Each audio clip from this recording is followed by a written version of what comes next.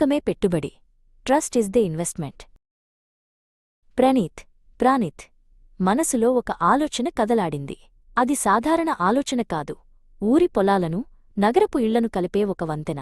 నేరుగా పొలం నుండి వినియోగదారుడికి అని తన పాత నోట్బుక్లో పెద్ద అక్షరాలతో రాసుకున్నాడు. కాని వెంటనే అడ్డంకులు కనిపించాయి. పెట్టుబడి లేదు. టెక్నాలజీ గురించి పూర్తిగా తెలియదు. అన్నింటికన్నా ముఖ్యంగా మంచి ఉద్యోగం చూసుకో అనే పెద్దల మాటలు. 20 ఏళ్ల కుర్రాడికి వ్యాపారం చేయడమా? చాలామంది నవ్వారు. ఒక సాయంత్రం ప్రణీత్ తన మేనమామ రంగనాథ్ దగ్గరికి వెళ్లాడు. రంగనాథ్ చిన్న పండ్ల వ్యాపారాన్ని విజయవంతంగా నడుపుతున్నాడు. మామయ్యా, నా దగ్గర ఈ ప్లాట్ఫారం ఐడియా ఉంది. కాని డబ్బు లేదు, ధైర్యం లేదు అన్నాడు ప్రణీత్. రంగనాథ్ నవ్వి, ధైర్యం డబ్బు కంటే పెద్ద పెట్టుబడి. ప్రణీత్, నేను నీకు చిన్న సాయం చేయగలను. కాని గుర్తుంచుకో, వ్యాపారంలో నమ్మకం, నిజాయితీ ప్రధానం. నాణ్యత తగ్గించుకు అని కొంత డబ్బు ఇచ్చి ఆశీర్వదించాడు.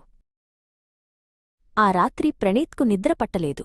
తన ఆలోచనను ఆచరణలో పెట్టడానికి తగిన టెక్ డెవలపర్ కోసం వెతకడం ప్రారంభించాడు. ప్రతి ఒక్కరూ ఖర్చు ఎక్కువ అంటున్నారు. చివరికి తక్కువ ఖర్చులో సహాయం చేయడానికి సిద్ధంగా ఉన్న ఒక ఫ్రీలాన్సర్ దొరికాడు.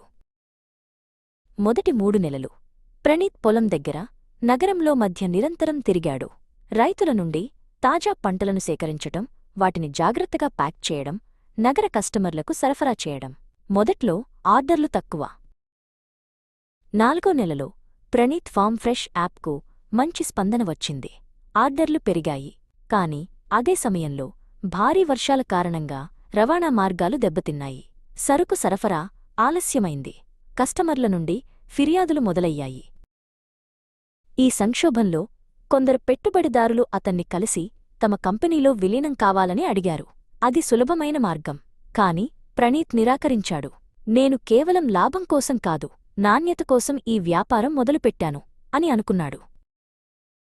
అతను స్వయంగా వర్షంలో నానిన రోడ్లగుండా ప్రయాణించి రైతులను ఒప్పించి తాత్కాలిక ప్రత్యామ్నాయ మార్గాలను ఏర్పాటు చేశాడు. కస్టమర్లకు వ్యక్తిగతంగా ఫోన్ చేసి ఆలస్యానికి కారణాన్ని వివరించి తాజా సరుకును సరఫరా చేశాడు.